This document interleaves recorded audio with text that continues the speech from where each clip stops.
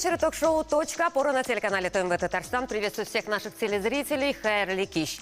Итак, апрель финиширует. Это значит, что у аграриев самая горячая пора весенне-полевые работы. Как нынешняя экономическая ситуация отражается на сельхозпроизводителях, какие есть меры государственной поддержки и какие еще нужны, что происходит с ценами на сельхозпродукцию, оборудование, технику и запчасти. Все вопросы импортозамещения в АПК постараемся обсудить сегодня в нашей программе. Тема звучит так: агропромышленный комплекс в условиях санкций. Обсуждаем ситуацию с экспертами в студии. Сегодня они у нас просто потрясающие экспертные. Если это позволительно сказать, я с удовольствием их представляю. Камияр Межагитович Батимиров, президент Ассоциации фермеров, крестьянских подворий и сельскохозяйственных потребительских кооперативов Республики Татарстан. Хайрли Кищ. Добрый вечер. Впервые в нашей студии с большим удовольствием представляю Аделя Айратовича Хайруллина, генеральный директор группы компании «Красный Восток». Добрый вечер. Рада вас видеть. С нами сегодня Равиль Адеевич Бекчуров, глава КФХ «Бекчуров», заслуженный работник сельского хозяйства Республики Татарстан Российской Федерации, председатель Ассоциации фермеров Дрожжиновского района. Сами рады, что вы к нам приехали. Также сегодня с нами Ленар Митхатович Нуриев, коммерческий директор компании «Тарос Машинери». Я надеюсь, правильно сказала? Верно. Добрый вечер. Добрый вечер. Также сегодня с нами Фат Ильясович Самирханов, генеральный директор компании «Бауцентр».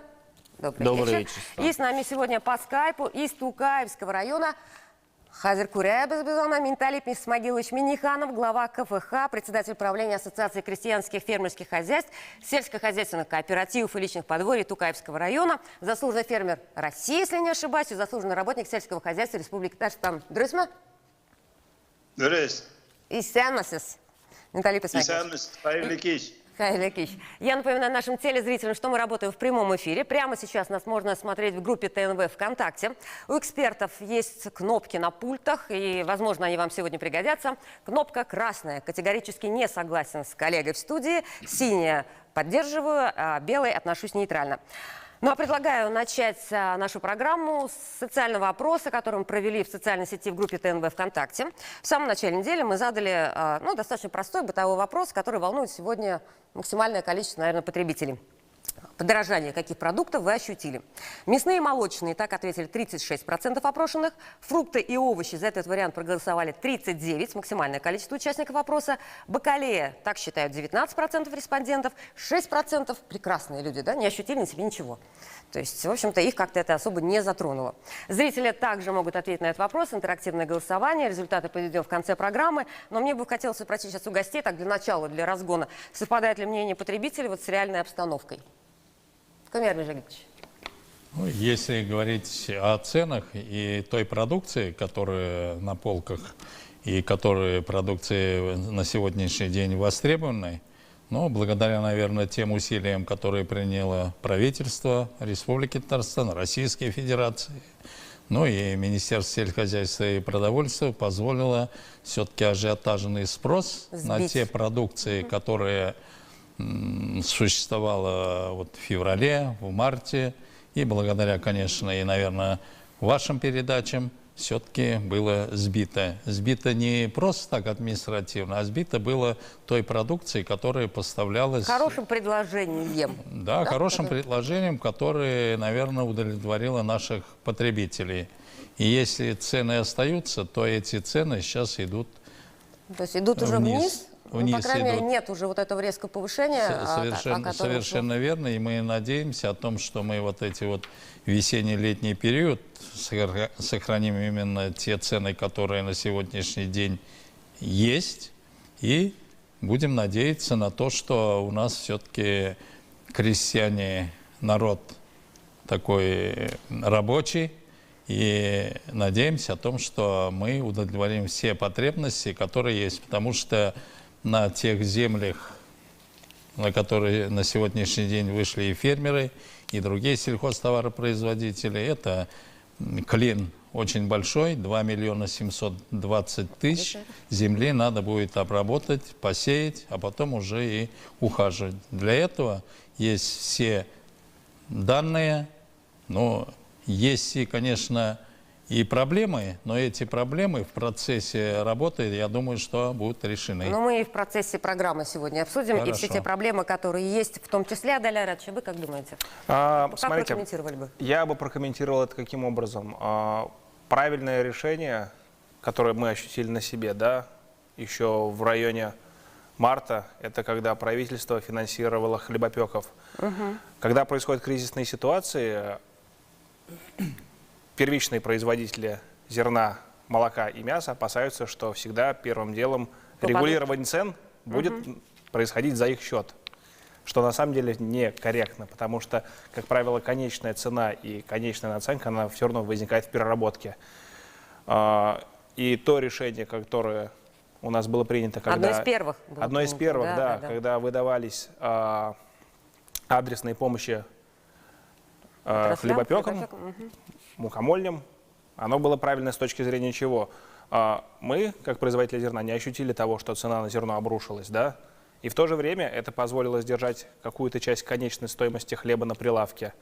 В принципе, да, если бы такие мероприятия проводились чаще и адреснее, они бы больше себе показали результат, чем когда кто-то предлагает финансирование, например, и помощь адресную банкам, чтобы они уже впоследствии начинали выдавать какие-то льготные кредиты, потому что это не совсем корректно. В текущей ситуации я сторонник того, что здесь нужна больше адресная помощь базовым сельхозтоваропроизводителям и переработке. И в таком случае тогда да, и конечный потребитель не будет ощущать того, что цена растет. То есть будет найден тот самый баланс. Да, который не мы какими-то говорим. там заградительными пошлинами, а просто вот адресно, как в виде соглашения. То есть мы даем вам X сумму при условии, что вы не поднимаете это уже на прилавках. Или, по крайней мере, не поднимаете это при перепродаже в розницу. Хорошо. Фуат Ильясович, вот, а вы как столкнулись? Вот насколько почувствовали ажиотажный спрос? И что вообще у вас происходило? Ну, Период в моей сфере, конечно, было такое, то, что рынок был не готов, так скажем, к тому, что произошло. Но в целом сейчас ситуация стабилизируется, да, то есть тот ажиотаж, который все-таки поднял цены, сейчас цены идут вниз, да, в целом, как бы, я думаю, что стабилизируется все. Да. А вообще, вы как потребитель, вот на что... Как потребитель, ну На да, что я заметил, отреагировали? да, скрывать не стану, да, заметил, как бы, ну, немножко ощутимо, но все-таки находятся альтернативы, да, тема вот наша сегодняшняя импортозамещение, что-то замещает, находятся альтернативы, действительно, можно выбрать, те же самые прилавки, они не пусты, как бы. Хорошо, спасибо. Равиль Адильевич. Ну, наше хозяйство выращивает, вот, мы выращиваем зерновые, зернобобовые и технические культуры. Из технических культур мы выращиваем на площади 500 гектаров сахарной свеклы и на площади 700 гектаров подсолнуха. Вот. На сахар в последнее время цены тоже... Вот так бы я показала. Вниз, Вот так вот вниз показала. упали сейчас. Это сейчас, это ярмарки 60. Сейчас в магазинах где-то 65, а на ярмарках 58, где-то 60. Ну, держали потолок. 60, да. Ну, вы сами знаете, как цены у нас образуются. Мы вот в прошлом году, например, в 2021 году, урожай 2021 года, вот мы на давальческой основе сдаем сахарные свеклы 60 на 40. 40% оставляем на сахарном заводе, 60 нам в виде сахарного песка отдают сахарный завод. А вот посредники в это время закупают у нас по минимальной цене сахара, так ведь. Мы в прошлом году реализовали оптом с завода сахар на песок по 45 рублей. А когда ажиотаж был, килограмм сахара в магазинах по 110, по 100 рублей там, потом вниз цены пошли. Вот поэтому государственная конкретная политика должна быть, плановая экономика должна быть. Минимум государственных складских помещениях запас сахара минимум на 2 года должна быть. А у нас таких запасов нету, к сожалению. Почему? У нас сейчас полгода? Почему? На полгода примерно. Вот почему нету? Потому что вот посредники эти, скажем, в кавычках, спекулянты, вот, закупают осенью. Ну, перекупщики. Да, перекупщики. Да. Вот этот оптом сахарного песка. И когда они знают, когда продавать, когда цену поднять. Вот этот... То есть вот это главная проблема, да, которая вот это спровоцировала, у нас да? в сельском хозяйстве, целым в АПК, это главная ошибка и главная проблема. Причем не только в условиях санкций. Мы еще с вами об этом тоже проговорим. Я сейчас хочу спросить Ульнара Михайловича, а вот ваша компания как на себя почувствовала с оборудованием, с техникой? Что было? Как вы прошли вот этот период введения санкций? Ну, благодаря планированию и прогнозированию спроса техники на рынке республики и заблаговременному бронированию и авансированию техники на заводах-изготовителях, на заводах-поставщиках, нам удалось на первый период сохранить цены. А потом, когда уже заводы-изготовители были вынуждены все-таки поднять цены, тогда уже поставки начались уже по новым ценам. К этому сельхозтоваропроизводители должны были быть готовы, учитывая текущие обстоятельства. Вот. Ну, в связи с этим, наверное, должно быть увеличение поддержки со стороны государства. В нашей республике работают много программ, которые в пользу поддержки сельхозтоваропроизводителей. Это и региональные программы субсидирования, это и федеральные программы субсидирования. В совокупности это большой плюс для сельхозтоваропроизводителей. Вот.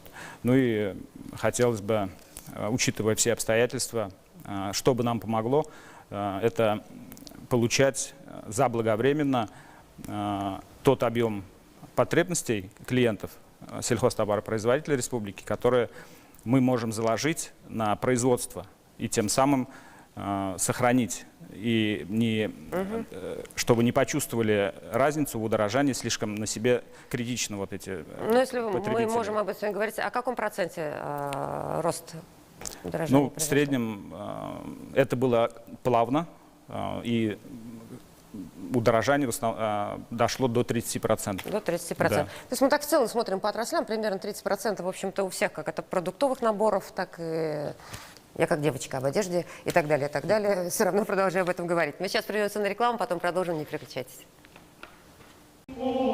Современная музыка мусульманского мира.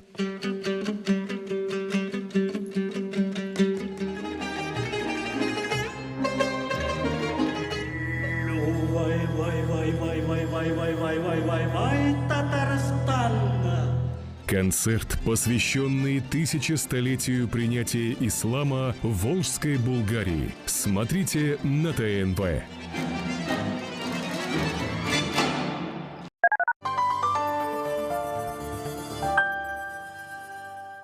Европейское качество, экологически безопасное антипригарное покрытие, длительное и комфортное использование. Все это посуда Кукмара. Тепло и уют в каждый дом. 8 800 333 93 45. 2 мая театр Камала приглашает на спектакль-концерт, посвященный жизни и творчеству великого татарского поэта Мусы Джалиля. В спектакле заняты артисты театра. Оркестр играет сочинения татарских композиторов. Билеты в продаже для зрителей старше 12 лет. Группа охранных организаций «Застава» приглашает на работу. Объекты по всему Татарстану. Стабильная зарплата, питание, хороший соцпакет. 5 100 946. Извещатели крепятся с помощью саморезов. Заряда батарейки хватает на долгий срок. В случае возникновения пожара датчики срабатывают моментально, издавая пронзительный звук.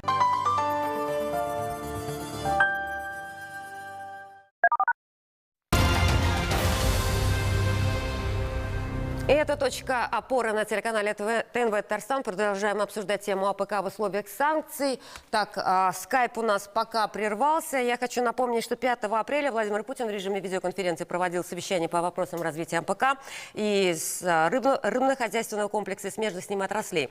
Он тогда подчеркнул, что необходимо минимизировать негативные внешние эффекты для наших граждан, увеличить в России выпуск и поставку на внутренний рынок качественных, доступных по цене продуктов питания.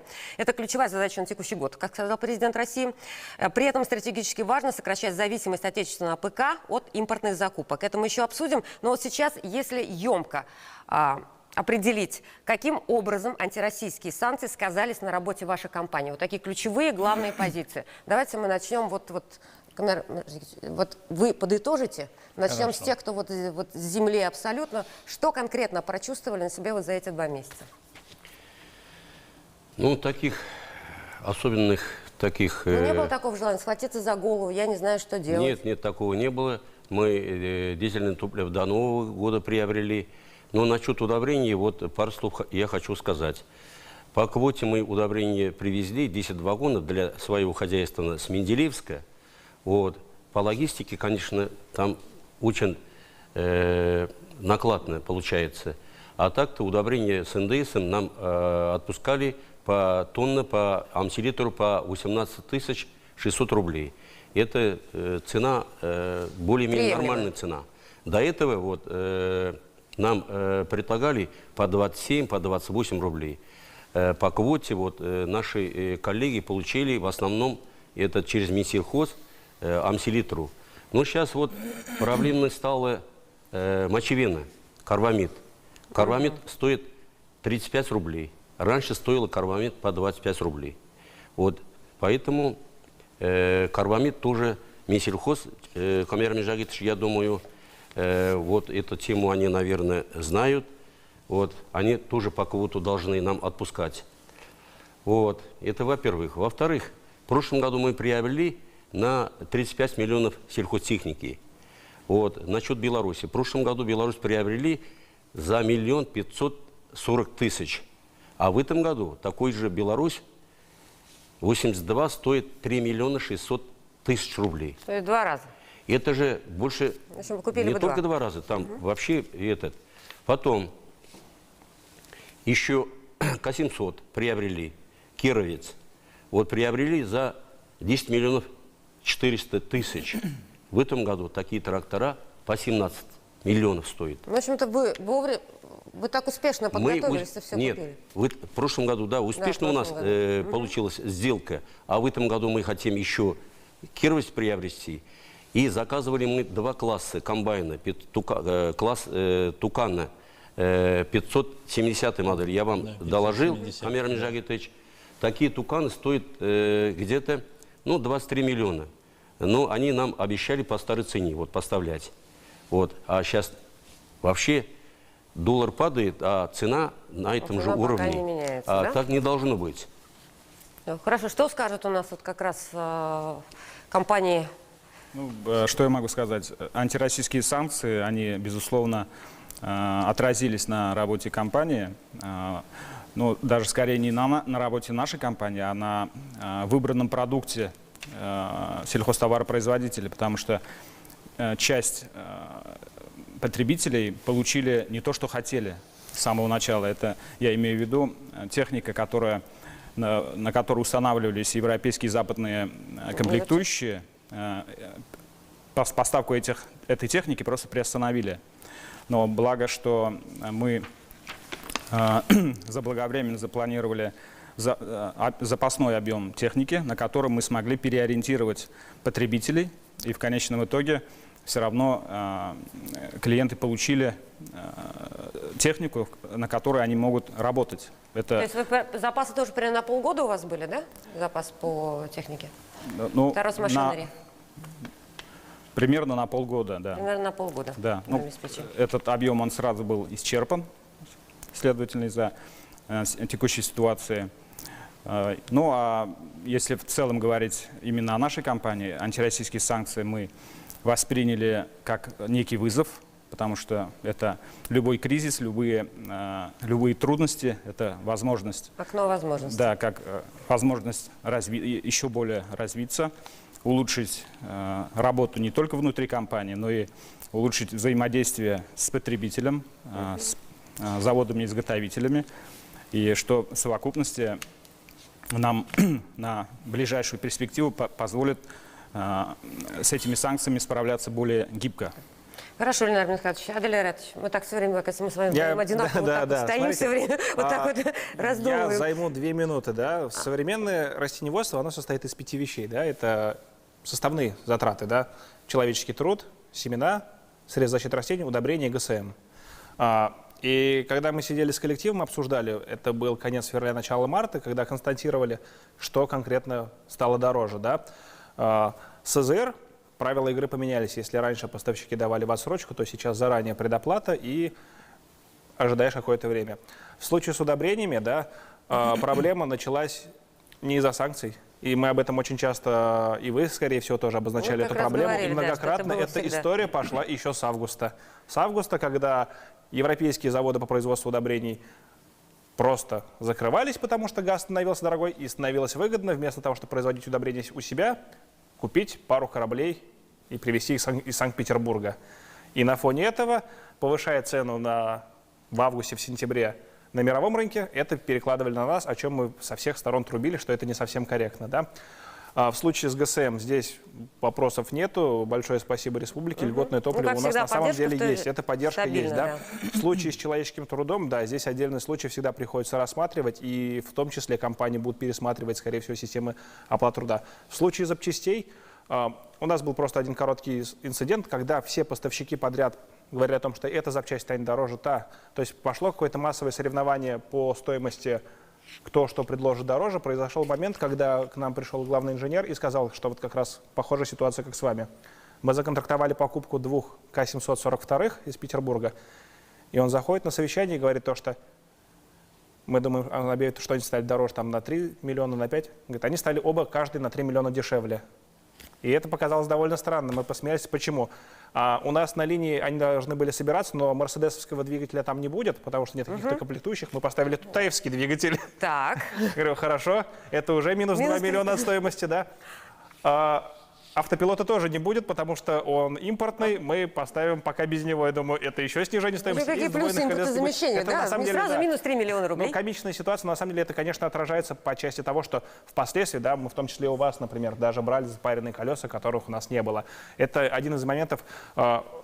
Здесь 2 вещи, которые не удорожались, и есть 3, которые все-таки продолжают пока еще расти в цене. И то, как оно сложится, будет понятно только когда мы закончим свой сезон. Потому что нас всех всегда спрашивают, будет ли дороже что-то, будет ли дороже это. Мы говорим, это все зависит от той меры, которая вот конкретно вот сейчас на этапе посевной, потом впоследствии кормозаготовки и уборки будет на нас оказываться, и как мы будем себя чувствовать. То есть, чтобы мы могли уже впоследствии сказать, станет ли дороже продукция сельскохозяйственных производителей или нету. Павел, как Бауцентр себя почувствовал в период вот эти 2 наш, месяца? конечно, ощутила санкции, да, но в целом не так сильно. У нас все стабильно. Дело в том, что мы в основном пользуемся отечественным комплектующим. Да, чего-то пришлось отказаться, что-то стало дороже, но в целом мы работаем, то есть все наши контракты, которые были до Нового года и в сезон сейчас, потому что не было произведено из Европы, допустим, некоторые запчасти не привезли, мы смогли эти потребности закрыть. И... То есть импортозаместить? Да, мы уже более 12 лет этим занимаемся, да, вот. То есть в целом условно были готовы? Мы не то что были готовы, вот сейчас мы готовимся, масштабируемся и вот хотим все-таки увеличить производство, потому что спрос будет еще больше. Еще больше. Хорошо, сейчас Виталий Бисмагилович, до рекламы немного, конечно, осталось. Как вы на себе сейчас прочувствовали? Как в вашем КФК дела? Аллах, меня нормально слышно? Добрый вечер, товарищи телезрители и коллеги. Значит, мы порядка 3000 тонн картофеля, значит, 1000 тонн зерна, 1000 тонн, значит, моркови, 1000 тонн столовой свеклы, значит, производим. Обеспечиваем, значит, школьное питание города Набережные Челны и юго-востока, другие районы, значит, начиная с Бугульмы и приближая до Челнов. Но это я, значит, к слову сказал. А так, значит, из-за санкций, из-за этих таких моментов мы пострадали на 2,5 миллиона. Вот поставщиками, значит, агрегатов и деталей мы, значит, агрегатов вступили в контакт. Значит, они как делают? Хитро-мудро. Значит, договор заключаешь, 10% сразу платишь. Если потом от договора вот типа санкций туда-сюда отказываешься, они это 10% не возвращают.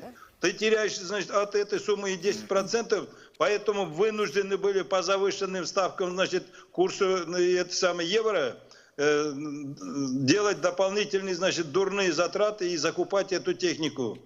Поэтому сегодня у нас, значит, разговор должен быть не вот эти самые, значит, округлять такие моменты, не сглаживать, а конкретный деловой должен быть разговор, и она, значит, немного хотя бы дошло, значит, до руководства. Какие горячие моменты? Санкции, значит, отражаться, значит, на урожае 2022 года. Это же сегодня одним днем не закроется, потому что по ходу, значит, вегетации растений, по ходу ухода за посевом и уборки, там, значит, будут определенные серьезные затраты. И кто работает импортной техникой, тому, конечно, значит, и технологии, и оборудование нужен будет. Мы, значит, серьезное хозяйство, работаем, значит, серьезной немецкой техникой, также, значит, других стран. Дело в том, что мы и фасуем, готовим продукцию по стандартам евро.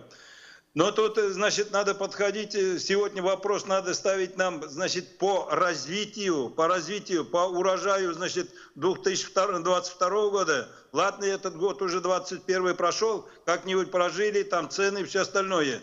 Чтобы цены были, значит, нормальные на продукцию, надо вести, значит, вот конкретно параллельную работу. По первому варианту это имеется в виду, значит, работать с населением. Значит, и вам средства информации, раньше, значит, в каждом дворе, на селе свой огород, значит, в огороде все необходимое было. Картошка, моркошка, столовые свекла, капуста, лук, все, значит, обеспечивали себя, своих детей, горожан. Теперь вот, значит, еще 10 дней будут гулять, отдыхать. В это время, значит, надо брать пару ведер картошки семенной и, значит, посадить, и, значит, другие направления. Потому что, значит, 70% жителей города Казани и набережных Челнов, так или они иначе связаны у нас на селе, есть у них родители, бабушки, дедушки. На селе сейчас, значит, пол огорода выращивают.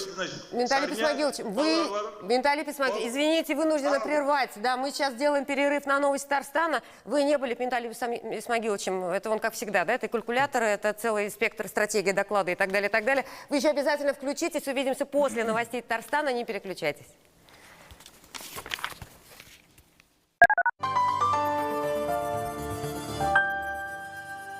В России каждая женщина может позволить себе потрясающий крем Любава каждый день. Любава – мой любимый крем. Выбери свой автомобиль в Транстехсервис. Весь склад из 10 тысяч автомобилей только на tts.ru. Для борьбы с вредителями Алатар быстро действует и долго защищает. Алатар. Забота – это приятные хлопоты и радостное беспокойство о тех, кого ценишь. Вклад «Алтын» до 17% годовых от Акбарс-банка. Оберегаем и храним. Закажи рекламу на ТНВ. Телефон в Казани 5 705 100.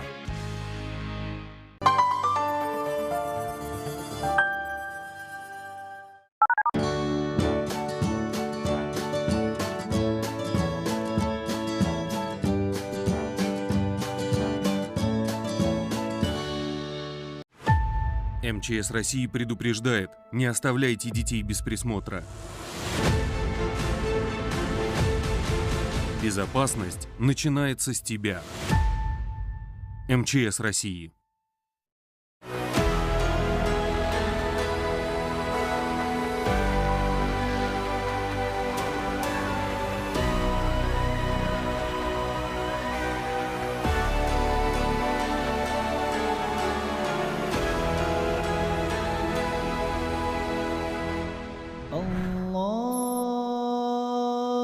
Знаменитая на весь мир Ак-мечеть построена в 2012 году по проекту архитектора Сергея Шакурова. Основной материал отделки – белый мрамор, цвет духовности и чистоты. Минареты белой мечети возведены в соответствии с классическим стилем минаретов мечети Пророка в городе Медина. Внутри белоснежные стены украшены традиционными мусульманскими орнаментами, тюльпанами, арабесками и изречениями из Корана. В мечети хранится волос пророка Мухаммада, да благословит его Аллах и приветствует. Эту реликвию на хранение передал председатель Центрального духовного управления мусульман России Талгат Таджуддин. «Более 700 лет на этой земле, — сказал он, — не было слышно азана. И вот теперь Аллах позволил нам увидеть святые Булгары».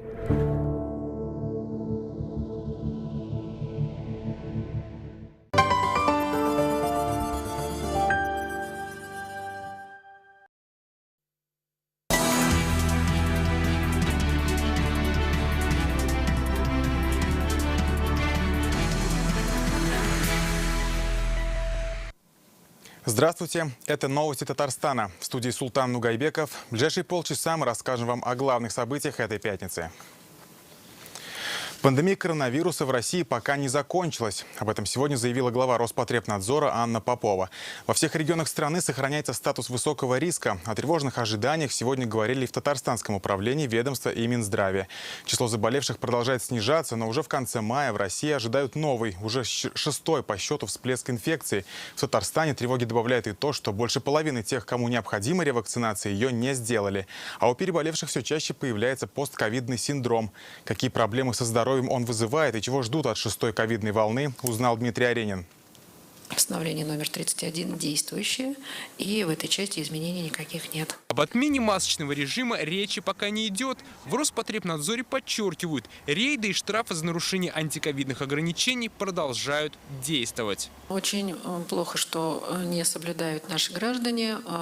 Масочный режим, расслабились. На сегодня все-таки масочный режим необходимо соблюдать, особенно в общественных местах.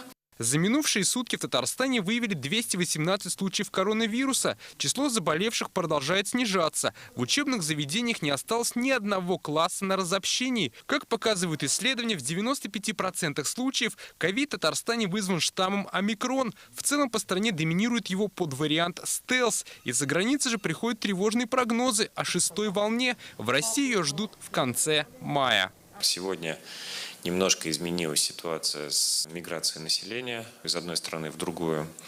Поэтому здесь, конечно, это будет с отличительными особенностями. Говорить о том, что это ковид, который мы испытывали в первый год, когда довольно серьезная тяжесть заболевания была, и когда были перегружены койки лечебные. Пока мы этого не видим. Тем не менее, отрывочные сведения нам говорят о том, что там очень высокая заболеваемость у тех штаммов, которые сегодня, у тех мутаций, которые сегодня циркулируют. Тревоги добавляет то, что 400 тысяч татарстанцев не пришли на ревакцинацию. В Минздраве напоминают, повторная прививка необходима через полгода. К тому же у переболевших чаще начал проявляться постковидный синдром.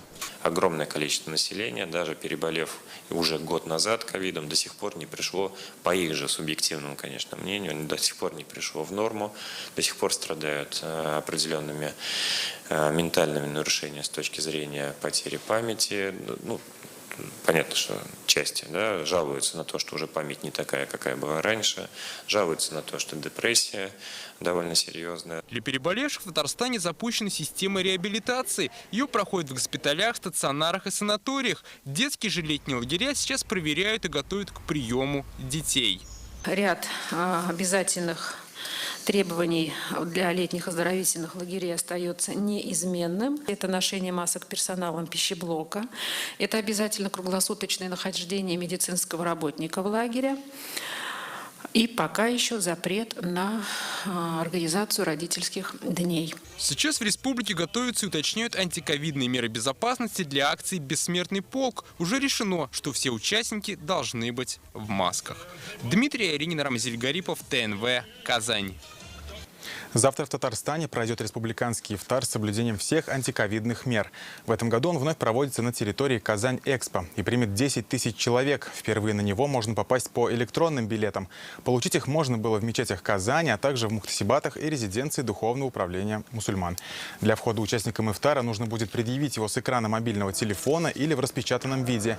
На билетах указаны остановки автобусов и парковки для личного автотранспорта. Чтобы избежать заторов на дорогах, организаторы рекомендуют воспользоваться спецрейсами. Для гостей отправят бесплатные пригородные поезда из Казани до выставочного центра.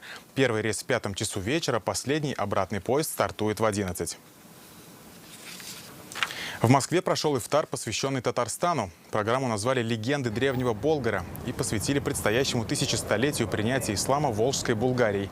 Весь месяц Рамазан у мечети на Поклонной горе работал благотворительный шатер. Одновременно здесь могут находиться 500 человек.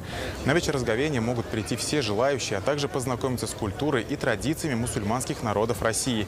Здесь были московские татары, наши знаменитые земляки. Среди них был и герой России, пилот Дамир Юсупов. Накануне ифтар посетил председатель Госсовета Фарид Мухаммедшин. Он отметил, в Москве сохраняется татарский язык, люди общаются друг с другом на родном и берегут традиции.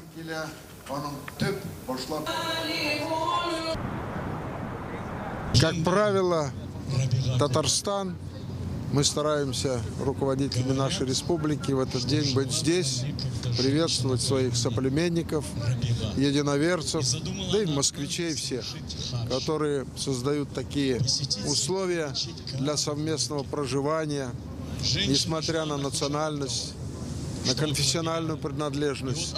Москва – многонациональный город, столица России, так же как Казань наша, столица нашей республики. Продолжаем выпуск. В Чистополе обсудили, как сохранить объекты культурного наследия. Здесь их 236. Это один из самых богатых на историческое наследие городов. Только 42 памятника за последний год были включены в список охраняемых. Заседание научно-методического совета при Республиканском комитете по охране объектов культурного наследия прошло через 3 недели после репортажа в программе «7 дней» на нашем канале. В нем обозначили проблему сохранения исторических домов, ведь многие из них подверглись мародерству. Местные власти приняли меры, законсервировали объекты, поставили их под надзор конкретных предприятий. Что еще нужно сделать и когда начнется возрождение объектов? Репортаж Дмитрия Аренина. 11-й дом на улице Карла Маркса – это объект культурного наследия. Как можно заметить, сейчас все окна закрыты металлическими листами. Как мы видим, такая же ситуация внутри двора. Хотя на первом этаже, как можно заметить, кто-то уже попытался отодрать эти листы. Хотя законсервировали объект несколько дней назад. Как сохранить исторические здания Чистополя от мародеров и даже законных хозяев, обсуждали в исполкоме города. Здесь на заседании собрался научно-методический совет при комитете по охране объектов культурного наследия. Сейчас в городе 236 таких памятников. Границы исторического центра после инвентаризации были расширены. Мы провели вместе с исполкомом тотальную инвентаризацию каждого объекта, каждого литера, каждого дворика. Обошли ножками не один раз. Понимание есть по каждому объекту. Как отметили, нужно, чтобы владельцы здания несли полную ответственность за историческую собственность. Так в 2019 году новый владелец дома Федина разобрала здание и построил на его месте новодел. Как уверяла женщина, она не знала, что это объект культурного наследия, но это не спасло ее от ответственности. Сейчас объект на пристальном контроле властей. По его судьбе идет судебный процесс. И у нас есть сейчас актуальное охранное обязательство, обязывающее ее воссоздать хотя бы облик и сделать памятное место. Восстановление в плане мемориальных досок она уже произвела, а саму конструкцию дома уже за решением суда. Эта работа у нас продолжается. Нужна такая же принципиальность и по остальным домам. Необходимо защитить здания и от мародеров. Они растаскивают их по частям. К делу сохранения готовы подключиться научные сообщества и известные уроженцы Чистополя. Мы готовы, что нужно, содействовать и прочее. Я не знаю, растаскивают, тащат кирпич, воруют в наглую, металл с крыши снимают. Металл, он 3 копейки стоит. Тут надо просто приказ отдать, это МВД. Ведь чтобы не принимали эти пункты приема металлолома. Алкоголики несут, там за 3 копейки сдают, а крыша обмотанная. Без крыши, дома он погибает мгновенно. В данном случае Чистополю абсолютно соглашусь. Контроль ослаблен. У нас с вами легенда есть. Мы ее с вами создали, эту легенду. Где какой объект, где инвестор, где епархия, где аварийный, где реставрация, где регенерация. С населением с этим планом можно выйти, показать, рассказать. В 2018 году Чистополь выиграл грант нового банка развития стран БРИКС. На 3 миллиарда рублей планируют отреставрировать 16 зданий. В большинстве из них собираются открыть музеи. Сейчас идет работа над проектами. К сентябрю месяцу мы должны завершить все наши контрактные обязательства, выпустить проектную документацию и подготовить техническую часть. Такие экспертные встречи будут продолжены. Необходимо также вместе с жителями Чистополя обсудить не только восстановление зданий, но и как лучше их в дальнейшем использовать. Не столько важно в данной ситуации обсуждать только возможности восстановления инфраструктуры, сколько, уважаемые коллеги и представители Чистополя, наше наполнение, насыщение, формы работы, активности в учреждениях. Как подытожили, вместе можно решить все возникающие вопросы. Попытки сохранить культурное наследие Чистополя ведутся давно, и сейчас они приобретают реальные очертания. Дмитрий Аренин, Игорь Романов, ТНВ, Чистополь. Ни освещения, ни дороги, ни детской площадки. Так живут жители улицы Транспортной в поселке Оки. Они обратились в нашу редакцию с просьбой помочь решить наболевшие проблемы. Территория относится к Советскому району Казани, но сами жители говорят, что живут в забытом Богом месте. Даже газ к ним провели всего 2 года назад. Как ситуацию комментируют в администрации и когда путь к домам в поселке станет безопасным, выясняла Юлия Гоголева. Посмотришь в городе, вот люди гуляют, хороший тротуар у них, асфальт. Это жители улицы Транспортная, поселка Оки. Уже много лет они пишут в самые разные инстанции, чтобы их двор благоустроили, и здесь появилось уличное освещение. Но пока дорога во дворе разбита, дети играют на площадке, которую люди соорудили сами, причем делают это только до захода солнца. Я ходила к начальнику ЖУ и попросила хотя бы вот эти ямы, которые очень большие, чтобы хотя бы щебенку привезли и завалили эти ямы. А он сказал, у нас средств на это нет. Отсутствие освещения сейчас главная проблема, говорят жители этой улицы. Вдоль домов проходит оживленная дорога в Садовое общество. Вечерами в темноте от остановки школьного автобуса домой добираются дети. Очень интенсивное движение, и поэтому, может быть, что угодно. Приходится детишек провожать, встречать. Зимой было очень страшно ходить, вообще не было света. Идешь, там фары от машин просто светят тебе в глаза и не знаешь куда, просто по какой стране идти. С просьбой установить фонари жители уже не раз обращались в исполком Казани. Писали в исполком города Казани, писали в отдел архитектуры города Казани, на что получали одни отписки, что извините, денег нет, поэтому мы ничем вам помочь не можем. В поселке Нагорный была такая же проблема с освещением. Ее решили только тогда, когда несколько раз сбили человека, то есть, по-моему, там женщину и бабушку сбили насмерть. В черте Казани сегодня находится около 100 поселков. Вопросом уличного освещения занимается комитет внешнего благоустройства. В этом году планируют построить 45 километров сетей и тоже около 1700 светильников.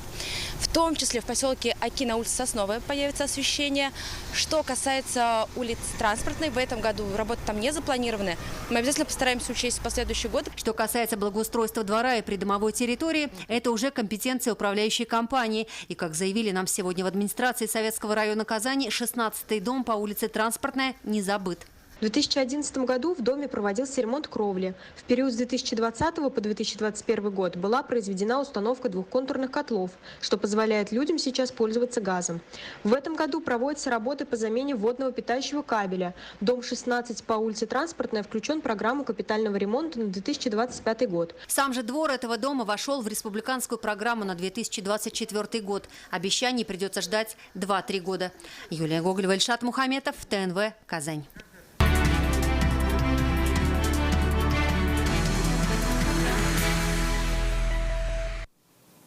500 студентов в одном строю. Сегодня в Казани педагоги и студенты КФУ вышли на марш памяти. Акция состоялась в преддверии Дня Победы. Марш в память о тех, кто из стен университета ушел на войну. Их 759 человек. Среди них выпускник Александр Дымкин, участвовавший во взятии Кенигсберга, Михаил Нужен, будущий ректор КФУ, историк и профессор Григорий Вульфсон. Рамиль Галиуллин о том, как не рвется связь поколений.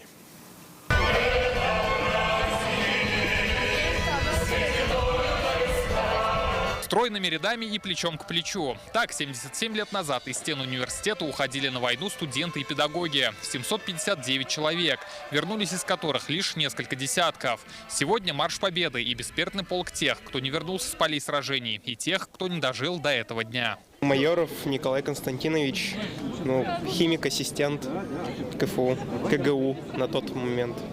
И 7 крестьян знаю.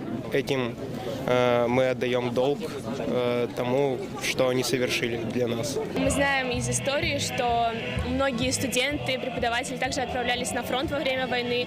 Немногие вернулись, и мы должны чтить их память, не забывать, что они сделали для нашего благополучия сейчас. Это для меня особенно важно. Это большая миссия, и поэтому необходимо помнить о жертвах, которые были принесены для мира. Для Дауда Киямова День Победы – двойной повод для гордости. Воевали оба деда, и оба вернулись. Один был танкистом, другой медиком. Они были награждены почетными медалями. Я все это прекрасно знаю. Надеюсь, дети тоже будут знать. Надеюсь, их дети тоже будут знать об этом, потому что это подвиг. Этим мы должны гордиться.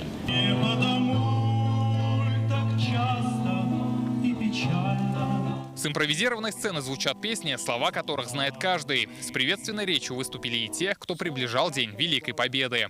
Эта дата несет радость, гордость, боль и скорбь одновременно. Вы наследники победы. Мир хрупок, его надо беречь, его надо ценить, укреплять. По традиции, участники марша возложили цветы к мемориальной доске памяти студентов и преподавателей, отдавших жизни за свободу Родины.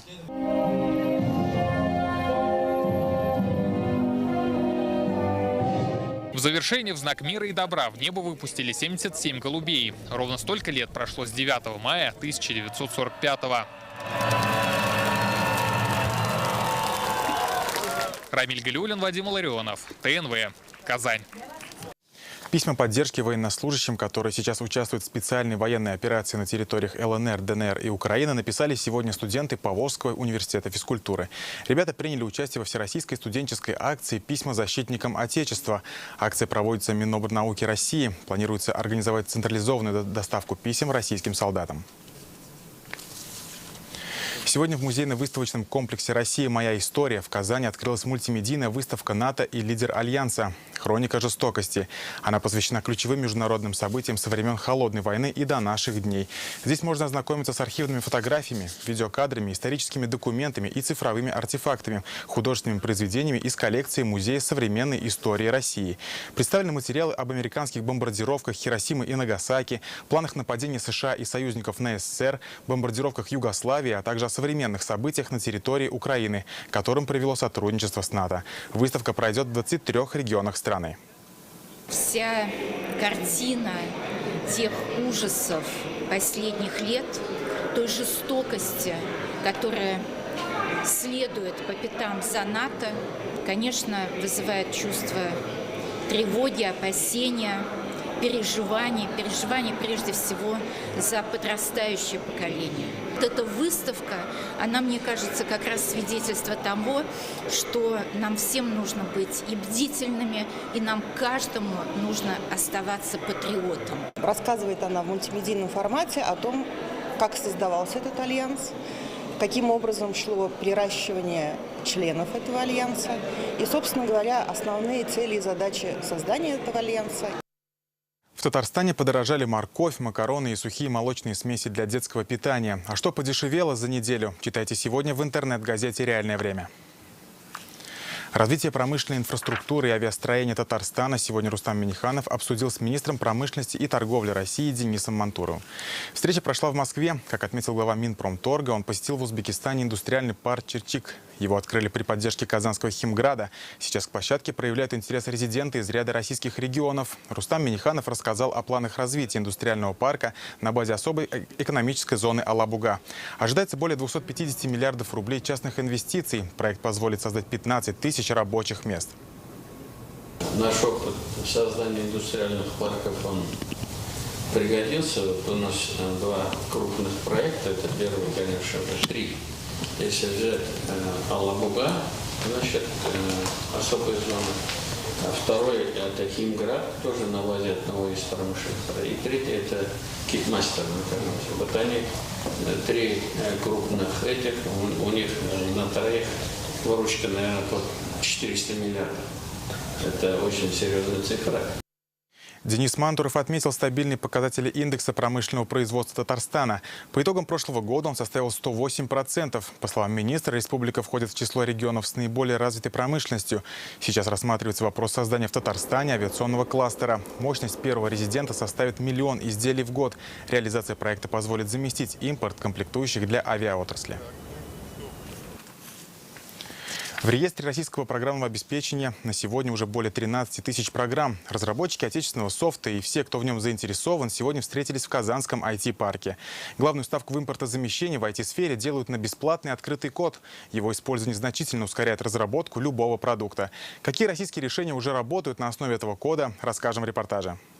Здесь вы можете видеть уровень заснеженности территории, неработающие светильники, сейчас он будет подкрашен красным. Отечественную систему CitySoft уже опробовали в Казани этой зимой. Неправильно припаркованные машины или акты вандализма – все эта система высматривает через видеорегистраторы на общественном транспорте и уборочной технике, а информацию отправляет в ответственные органы. Частично разработчики мы сами, то есть нейронные сети, картографическая подоснова наша, частично работает на инфраструктуре с открытым исходным кодом. На выставке и платформы по работе с данными, и онлайн-бухгалтерия для бизнеса, и система интернет-оповещений. Все это отечественные разработки.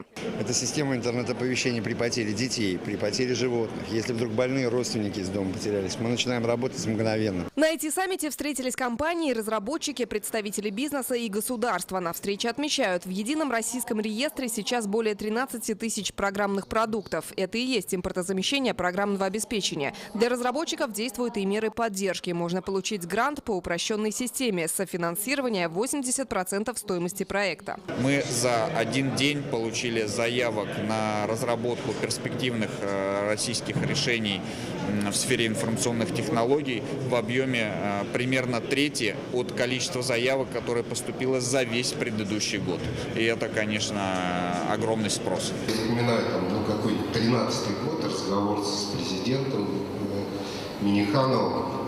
И он мне тогда, когда сказал, мы, говорит, татары посмотрели, есть вот такой open source, он бесплатный. А мы, в принципе, любим бесплатно. И мы начали это разрабатывать. И сегодня больше половины отечественных разработок сделаны на бесплатном открытом коде. Государственное решение, которое мы используем, одно из самых известных порталов государственных муниципальных услуг, электронный документооборот, они используют в основе тот программный код, который является свободно распространяемым, но при этом доработанным с точки зрения определенного функционала. И в целом вот та импортозависимость, которая сегодня в некоторых бизнес-корпорациях присутствует, в Татарстане мы эту работу еще заблаговременно проводили с 2014 года. Татарстан очень богат идеями, богат талантливыми людьми, разработчиками. И при этом мы видим, что власть республики очень умно и тонко поддерживает и развивает те преимущества, которые есть. Как отмечают в Минцифры страны, ключевые принципы государства для развития отечественных продуктов – не мешать, то есть избавить сферу от излишнего регулирования, вовлекать людей и компании и создавать возможности. Например, важную роль могут сыграть госзаказы. Лина Знатульна, Данил Филатов, ТНВ, Казань. Вопросы экологии, экономики, безопасности и планы развития Нижнекамск-Нефтехима обсудили сегодня на заседании Общественного совета. Он был создан для повышения информированности жителей города. В его состав вошли нижнекамцы из разных сфер. За круглым столом обсудили вопросы, которые имеют важное значение для каждого. Всех присутствующих хотел бы вас поблагодарить и за ваши организации, которые выдвинули вашу кандидатуру в этот общественный совет. В состав общественного совета Нижнекамск-Нефтехима вошли 20 человек из разных сфер. Сегодня генеральный директор Айрат Сафин рассказал об основных направлениях развития компании. В 2021 году Нижнекамск-Нефтехим увеличил налоговые отчисления в бюджет Татарстана на 9 миллиардов рублей, в бюджет города на 124 миллиона. 750 тысяч тонн мы выпускаем пластиков, где-то 730 каучуков, остальное жидкие продукты.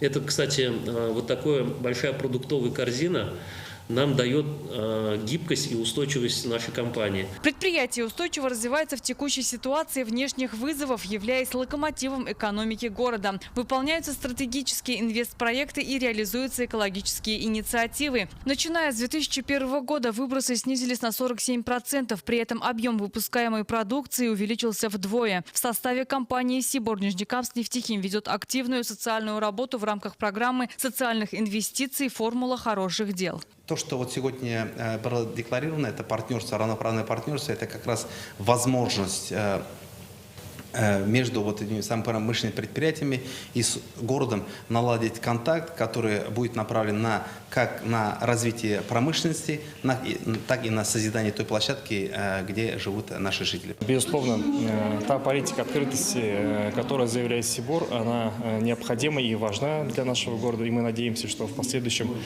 мы, как общественность, как население, наладим диалог с предприятием и сможем вместе решать вопросы, связанные в том числе с экологической безопасностью, с промышленной безопасностью. Подобные встречи будут проходить не реже одного раза в полгода, в зависимости от темы темы обсуждения будут приглашать местных общественных деятелей, независимых экспертов и представителей администрации. Гульнара Миниханова, Александр Лихачев, ТНВ, Нижнекамск. Это были новости Татарстана. Еще больше информации в нашей группе ВКонтакте и Телеграм-канале. Также наши выпуски доступны на платформе Рутюб. В завершение программы давайте посмотрим на подснежники, которые уже зацвели в лесах Татарстана. Первые цветы весны нашел наш оператор Ильшат Мухаметов.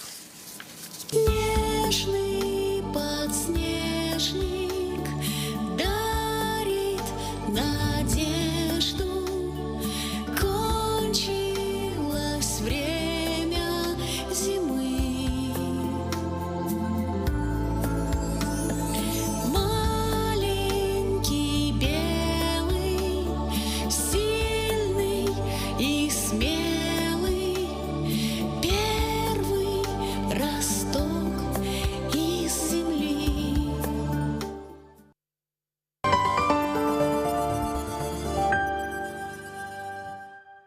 Карта забот о платежной системы МИР от Акбарсбанка для пенсионных и социальных выплат. Переведите пенсию на карту забота, добавим 3000 рублей к первому зачислению. Оформите на akbars.ru.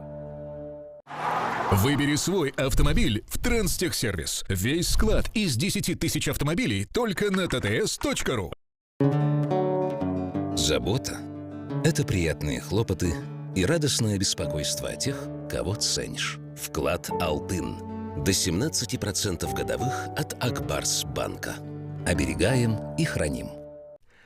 Квартиры почти в рассрочку. Переплата на весь период всего 91 тысяча рублей за 30 лет. Акбарсдом. Дом там, где мы. Свежие овощи, классические приправы и сыр для жарки. В этом секрет идеального пикника. Серновский халымис для гриля и мангала. Вкусные майские. Центр интегративной психотерапии «Эра». Профессиональная наркология. Анонимно. Круглосуточно. Улица Закиева, 4. Телефон 265 99 11. Лента поздравляет с праздником Ураза-Байрам. С 29 апреля по 9 мая. Колбаса «Рамазан», халяль, челны бройлер 199 рублей. В ленте есть все. Экономия в каждой покупке. Внимание, акция! Уничтожь колорадского жука и получи подарок. Акция «Карада плюс подарок».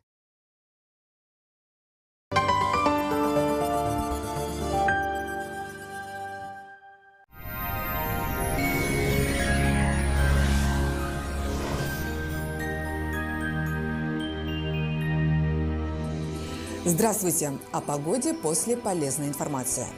Укрепить иммунитет и восстановить силы поможет санчи. Благодаря свойству гармонизировать кровообращение, санчи благотворно влияет на работу всего организма. Дает энергию, нормализует сон, способствует устранению головных болей и хронической усталости, улучшает самочувствие. Польза санчи проверена веками. Недаром его называют сокровищем китайской медицины. Спрашивайте в аптеках Фармленд. Телефон для справок 8 927 236 71 75. Сайт sanchi.rf. Прохладный, но солнечный антициклон занял прочную позицию в нашем регионе. И по данным сервиса Яндекс.Погода завтра в Бугульме, Бавлах, Азнакаево немного теплее, чем накануне. Днем плюс 13 без осадков. Малооблачно и сухо в Нижнекамске, Набережных Челнах, Елабуге. Стремитесь чаще выбираться на природу и пребывать на свежем, чистом воздухе. Теплее стало в Агрызе, Менделеевске, Актаныше. И здесь также без осадков и сухо. В Арске, в Кукмаре, Балтаси, по прогнозу синоптиков, осадки маловероятные, умеренно теплая погода и плюс 10 на термометрах. В Болгаре, Дрожжаном, Буинске небольшая облачность, но без осадков. Температура стала выше, и это очень радует. В Альметьевске, Чистополе, Мамадыше будет сухо, безветренно и умеренно тепло. В первый день мая синоптики обещают малооблачную погоду без осадков. Температура пока будет невысокой. И еще одна полезная информация. Новостройка, вторичка, загородный дом. На все это можно оформить ипотеку по выгодной ставке в Акбарсбанке. Оставьте онлайн-заявку на akbars.ru. Новостройка, вторичка, загородная недвижимость. На все это можно оформить ипотеку по выгодной ставке в Акбарсбанке. Оставьте онлайн-заявку на akbars.ru. В Казани ожидается малооблачная погода без осадков. Ночью потеплеет до +4, днем около 10 градусов выше нуля. Ветер западный, слабый. Атмосферное давление 755 миллиметров ртутного столба, влажность воздуха 64%. В магнитном поле Земли спокойно. О погоде все. В студии была Лейла Латыпова. Всего доброго и оставайтесь на нашем канале.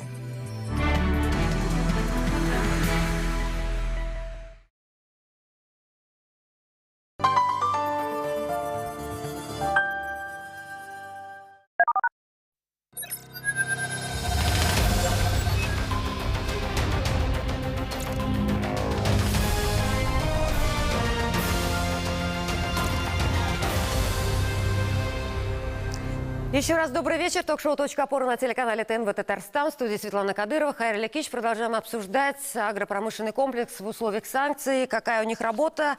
Эксперты в студии прекрасные. Перерыв был тоже замечательный. Много чего интересного обсудили и узнали. Сейчас хочется понять и спросить у гостей, как вы планируете в этих условиях корректировать свою работу? Возможно ли масштабировать бизнес? Возможно ли развивать новые производства, находить новые рынки? Что и как будет происходить? Вот, Леонид Михайлович, давайте с вас начнем. Что планируете? Вообще реально в этих условиях думать о будущем, а не о настоящем? Да, конечно. Так, что касается корректировки работы, я бы, наверное, по-другому сформулировал. Сейчас нужно заниматься именно улучшением работы.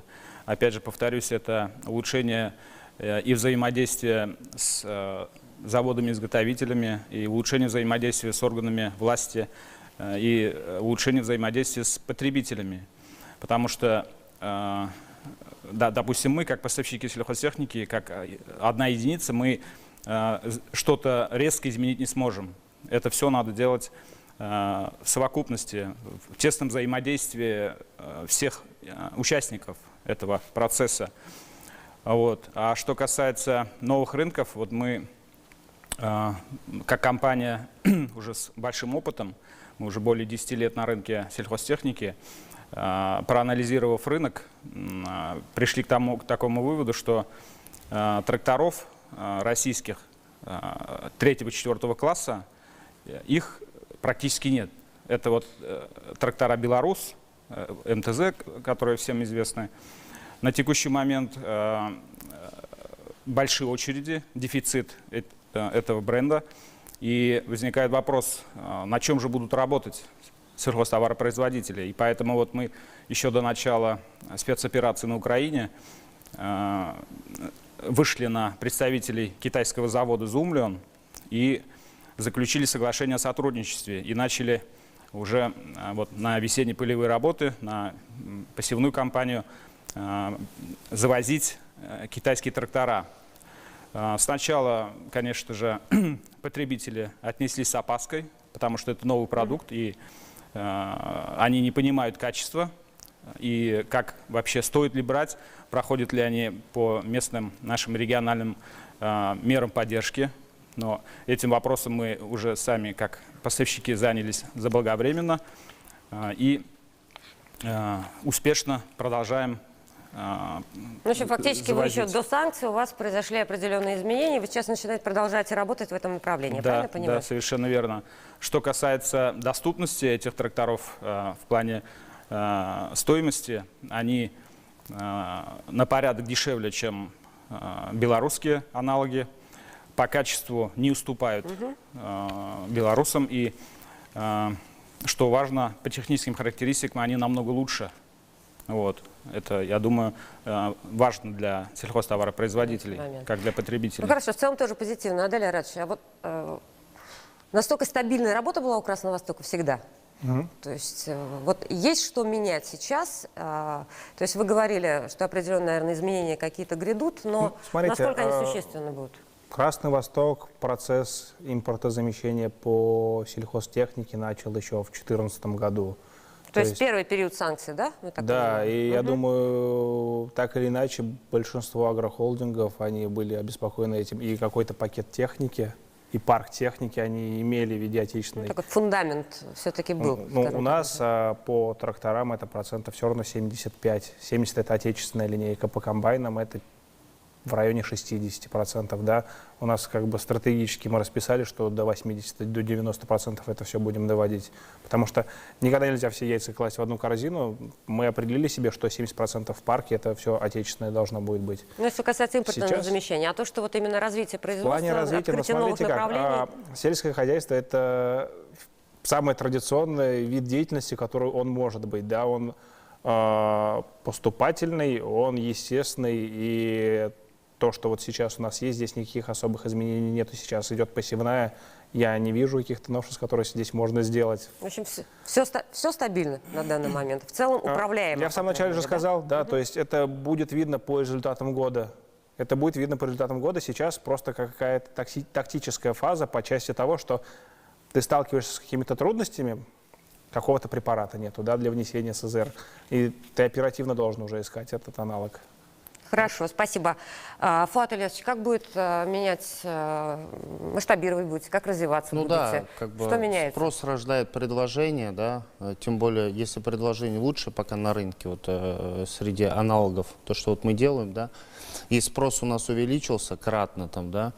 Именно на аналоги, на импортозамещение, именно да? на аналоги, да, именно на импортозамещение, поэтому, да, мы вот масштабируемся, но как бы не все в наших силах, соответственно, уже финансы, вот, поэтому мы общаемся с нашими потребителями, да, чтобы они пошли на помощь и как-то вот вместе выходить из сложившейся ситуации, потому что им тоже нужно работать, а нам тоже, если это все производить, то, ну, нужны средства, вот.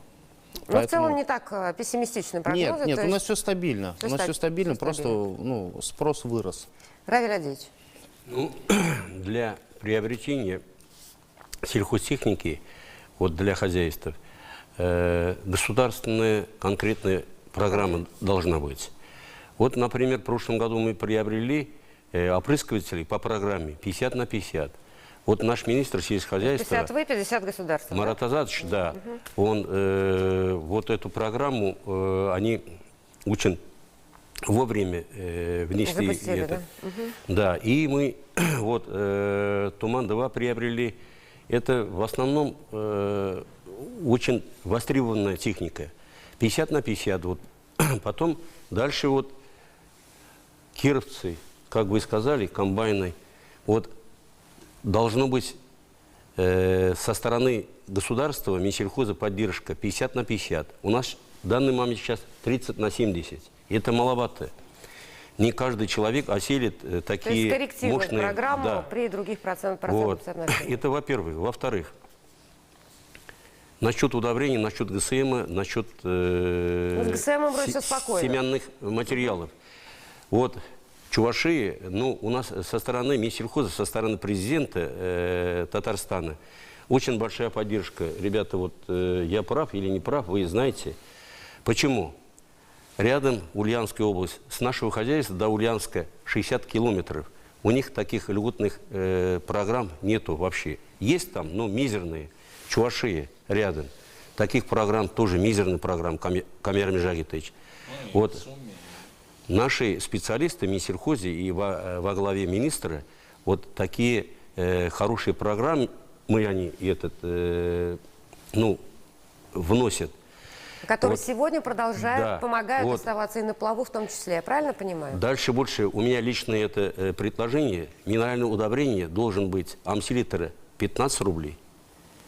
Сложного удобрения должен быть 25 рублей. Так ведь? Мочевина должен быть 22-23 рубля. Да. И потом на полках, в магазинах, вот на сахар, на крупу, на морковь цены фиксированы. Конечно. Вот тогда и народ доволен будет, и мы. Адель Айратович, согласна с прайсом? Я в самом начале обозначил, да, если здесь не будет тандема между сельхозтоваропроизводителем и производителем удобрений, техники, это все равно просто отразится в конечном счете на конечном производителе. Да? Говорю, в самом начале самый правильный вариант, который сдержал цены на хлеб, это то, что дали деньги тем, кто хлеб перерабатывает. Да? Можно было также и сельхозтоваропроизводителям, это бы тоже сдержало бы цены. Здесь, я говорю, больших патриотов, чем аграрий, нету на самом деле. И здесь нету никакого умысла о том, чтобы нажиться на этом. Поэтому я согласен. Цены зафиксировались на удобрения, к сожалению, на тот момент, когда они были в самом пике. Да, они зафиксировались, но традиционно они всегда спадали. Но их зафиксировали на том моменте, когда они были в пике. Камиль Межагитович, вот по идее пришли мы к тому, да, что дополнительные меры поддержки, доп. Программы нужны, корректировки программ нужны. Что для этого нужно? Вы, может быть, свои еще предложения озвучите, что Я необходимо для баланса и стабильности? Начну издалека. Угу. Дело в том, что мы более прагматично подошли, фермеры, ну и некоторые сельхозтоваропроизводители, к тем санкциям, которые предъявили к России. Потому что вот эти вот санкции позволили, судя вот по тому разговору, что здесь состоялся и состоится, я думаю, о том, что предпринимаются уже совсем другие меры. Выходят наши предприниматели в лице поставщиков на другой уровень развития. Возможно, они и подумают, не пора ли нам и свои трактора выпускать. Опять мы не вклинимся ли таким образом, что вот если взять вот этот вот момент, то да, надо предпринимать определенные шаги. Но может наступить такой момент, и с Китаем у нас получится то же самое. Не впасть в зависимость от Китая, да? Совершенно верно. И поэтому здесь роль государства, конечно, нельзя недооценить. И переоценить нельзя. Потому что мы в течение более чем 30 лет надеялись о том, что мы кооперируемся в международный рынок. Мы говорили, вот ВТО для нас самое хорошее, для того, чтобы решать какие-то проблемы. Нет, уважаемые те, кто принимает решения, потому что мы не в скорлупе, конечно, находимся, мы должны пользоваться и иметь в виду о том, что те трактора, те механизмы, безусловно, они качественные, но и нам, ученым, наверное, надо работать над тем, чтобы выпускать отличные трактора, которые бы и комбайны, и сельскохозяйственные машины... понятно, что мы не можем сделать завтра и выдать другой совершенно комбайн. Понятно, что необходимо время, эти рынки, наверное, мы на данный момент еще здесь я добавлю о том, что это не только государство какие-то решения должен принимать. Принимать должны вот мы здесь. Те, кто сеет, кто убирает, кто выпускает, кто обслуживает и удобрения, и все.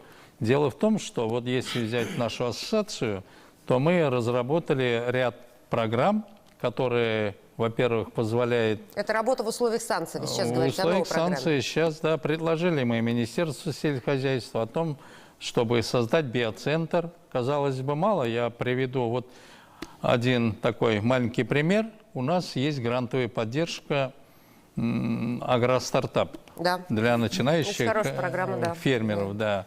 Если взять эту программу и те бизнес-проекты, которые защитили фермерские хозяйства, то мы вот по одной только программе должны были закупить более чем 38 миллионов рублей саженцы. Казалось бы, что саженцы? А мы его закупали в Италии, во Франции, в Польше. И другое.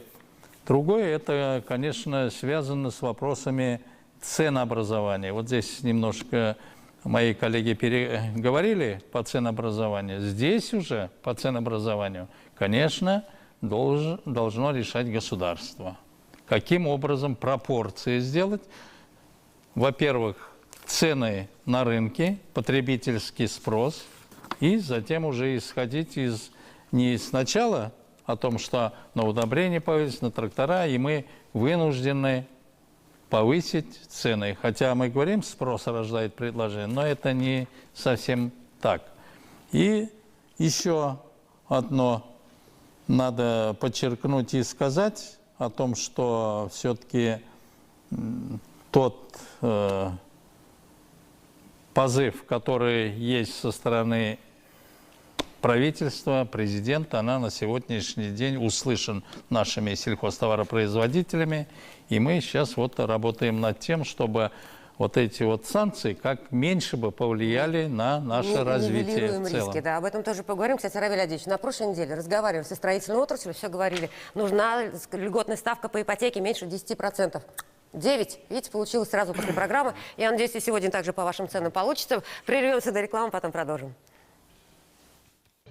У немцев в тылу находится наш окружной склад ГСМ. Представляю, как они его охраняют. Казалось, задание невыполнимое. Склад-ловушка, все топливо на станции в вагонах. И остаться в живых невозможно. Склад должен быть взорван любой ценой. Но они рискнут. Наша задача – сорвать планы немцев. Я готов. Задание особой важности. Операция «Тайфун» с 3 мая на ТНВ.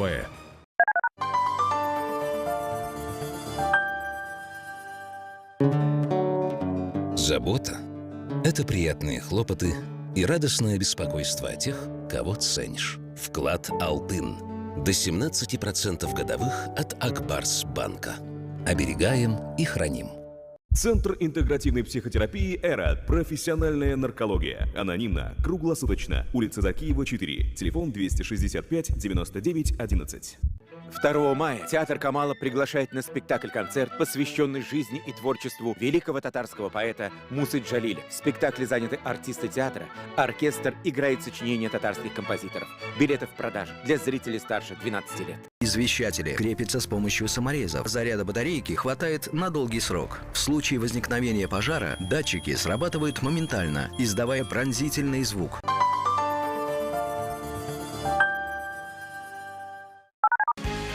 Закажи рекламу на ТНВ. Телефон в Казани 5 705 100. Актуальные новости, прямые эфиры, выпуски программ и острые сюжеты в группе ТНВ ВКонтакте и в телеграм-канале ТНВ. Подписывайся.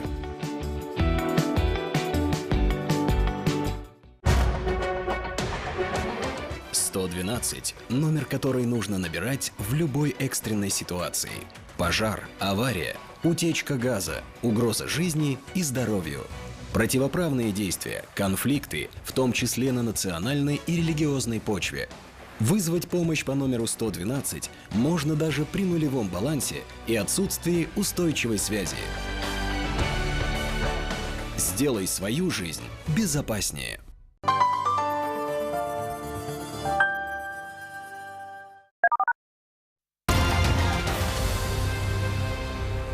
Продолжаем точку опоры. Слово Минталипу Исмагиловичу. Минталип Исмагилович, пожалуйста, если очень коротко, пожалуйста, сформулируйте, какие меры поддержки еще сейчас нужны и востребованы вот конкретно вашим КФХ? Не только в нашем КФХ, для всех. Во-первых, значит, всю политику надо вести таким образом. Конкретно, значит, это зерновой хлеб номер 1, конкретно хлеб номер 2 – это картофель. Что нужен, значит? Делать надо калькуляцию Минэкономразвития и, значит, какая стоимость там тракторов, сельхозмашин, средства химзащиты и удобрений. И в какой цене тогда, значит, крестьянин может продавать свою продукцию. Практически, значит, не надо лукавить, надо правильно понимать. Значит, сельхозтоваропроизводители, мы и все остальные цены практически не устанавливаем. Значит, идет уборочная страда. И в это время, значит, говорят, вот средняя рыночная цена такая, и мы по этой цене ставим. И комбинат хлебопродуктов, и другие, значит, чуть выше цена на 50 копеек не принимают, а крестьянину хлеборову, значит, у кого нету хранения, девать некуда, он, значит, идет на это. Также, значит, распредцентры. Вот, говоришь, картошка 25 рублей, они говорят, нет, мы по 24 решаем, если даете, по 24 берем, нет, так нет. И при том, что такими капризами также морковь и столовая свекла. Тут, значит, о чем было сказано там и Равилем, и, значит, Красный Восток тоже. Надо, значит, подходить конкретно, значит, к этим проблемам.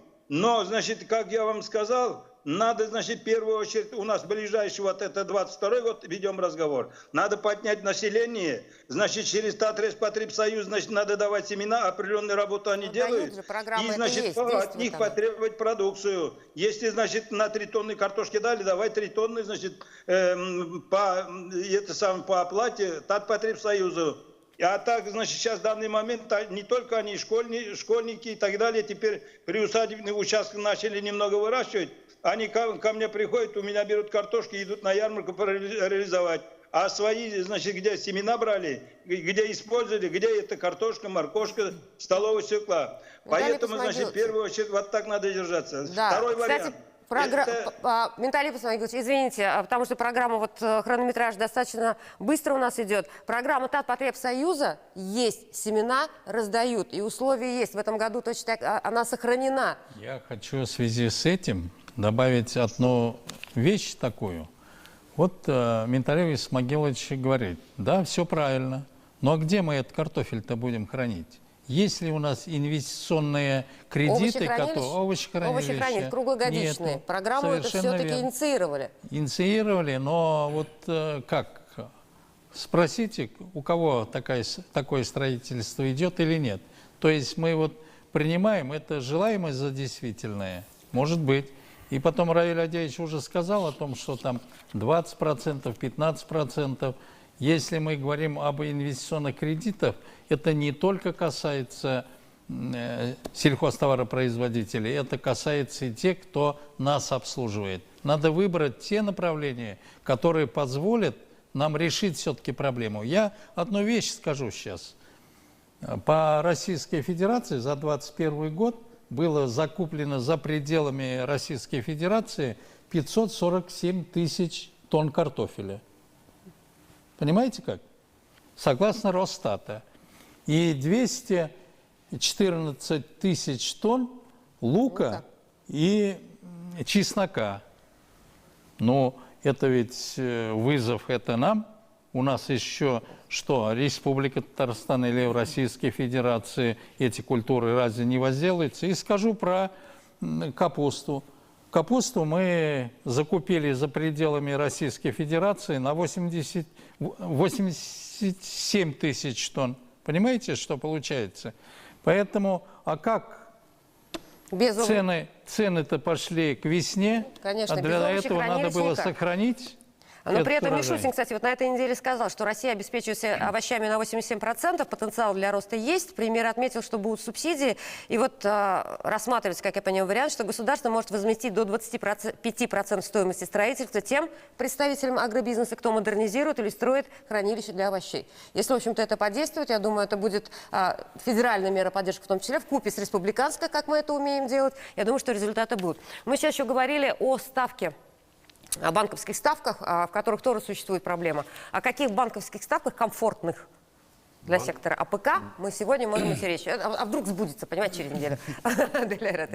Да, мы здесь это обсуждали. Да, понятное дело, что максимально это 5%, 4-5%, хотя я знаю, что в этих условиях и были прецеденты, когда индивидуально банки выдавали и 3%. Но понимаете, какой здесь момент, который я хочу отметить, я стараюсь его довести до всех. Условия тех или иных заемщиков, готовность брать кредиты, да, и готовность банков вообще кредитовать, потому что это минус. Да. Объявили о том, что есть льготное кредитование, но при этом не поменяли банковские ковенанты и требования к заемщикам в этих условиях. То есть и по-прежнему тот же самый механизм, который есть, да, мы дали тебе, условно говоря, там 100 рублей под 5%, но вот у тебя балансы выглядят вот так, это рискованно, извини, мы тебе не можем это дать. И с этим столкнутся масса людей, да, даже когда люди будут просто приходить и говорить, я хочу купить запчасти, например, на свою импортную технику, и на банковских комитетах будут говорить, но ты же хочешь их привезти из-за рубежа? В этом проблема. Поэтому я говорю, я здесь в такой ситуации сторонник того, чтобы денежные средства, которые имеются в наличии, они проходили до сельхозтоваропроизводителей или до переработчиков, минуя это, потому что здесь не та ситуация, когда это может улучшить ситуацию, ну, вообще развитие и скорость вообще доведения денег до производителей. Ага, хорошо. Вот если коротко, Ильнар Михайлович, какой должна быть ставка для сектора АПК? Какая была бы комфортна? Ну, ставку надо, я считаю, что надо ставить минимальную, хотя бы на какой-то период, ну, так назовем его. То есть кратковременная, да, на ближайший год? На какой-то определенный период. Ну, сколько, который, 5? Ну, даже ниже 5. Ниже 5, потому что мы каждый год оформляем кредиты, так ведь? Но кредитный портфель у нас хороший. Вот каждый год Россельхозбанк нас поддерживает.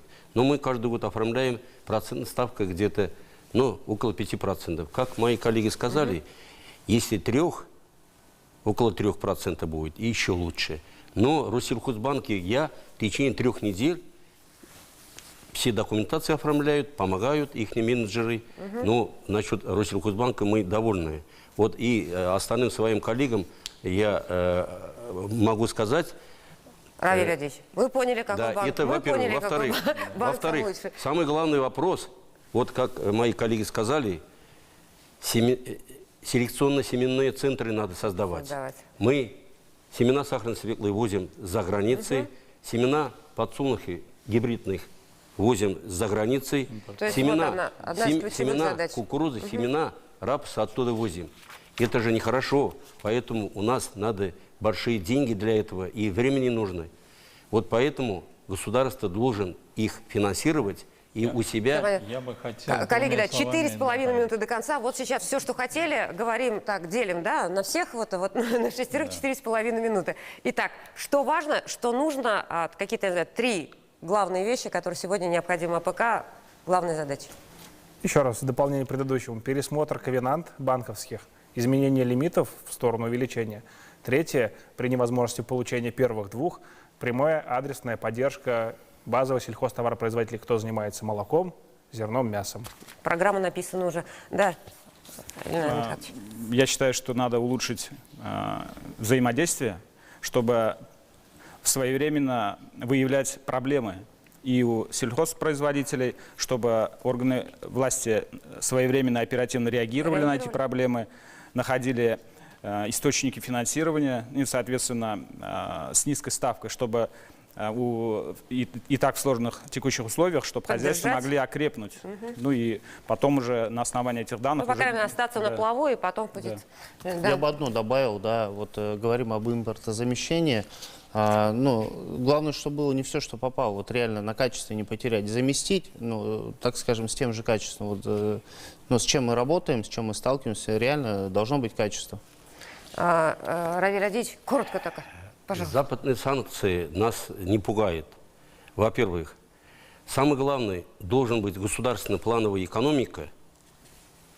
Как мои коллеги сказали, и другие так думают, наверное, зафиксированы цены на энергоносители, на удобрения, на хотя бы на какой-то определенный период сейчас вот это сложно. И только вперед, только вперед, только вперед. Ох, какой позитивный, Равиль Владимирович. Виталий Исмагилович, 1 минута. Что 1 минута. Мы, конкретно ставим вопросы по строительству хранилищ, потому что все виды продукции хранятся, овощные по отдельности.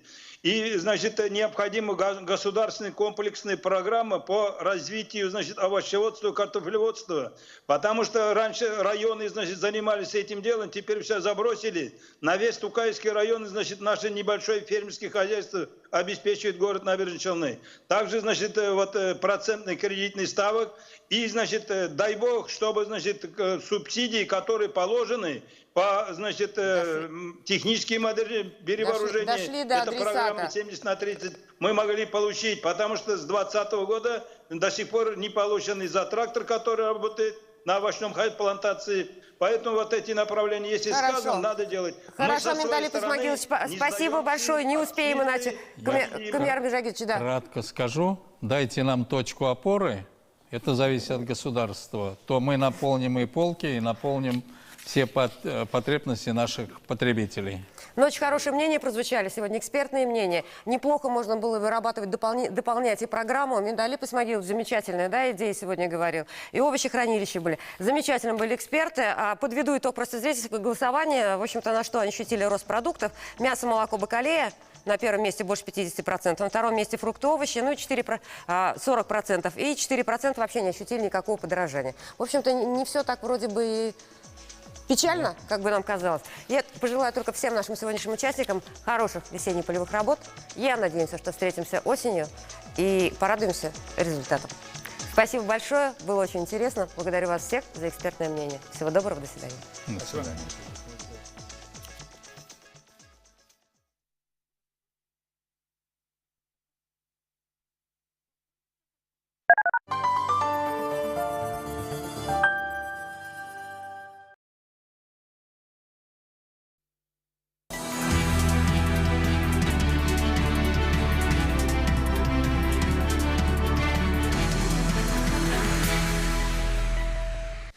Xayrlı ki, эфирда Татарстан хәбәрләре студияда Фәнис Камал, отна тәмамлана, алдағы ярты сәгатьтә без сезнең игътибарга бу җомга көн китергән хәбәрләрне җиткеребез.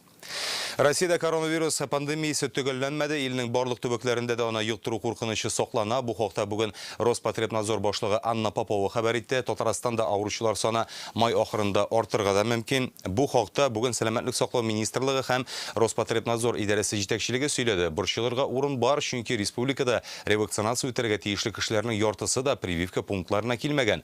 Шул ук вакытта ковид белән авырып савыктым диючеләр дә сәламәтлеге какшауга зарлана.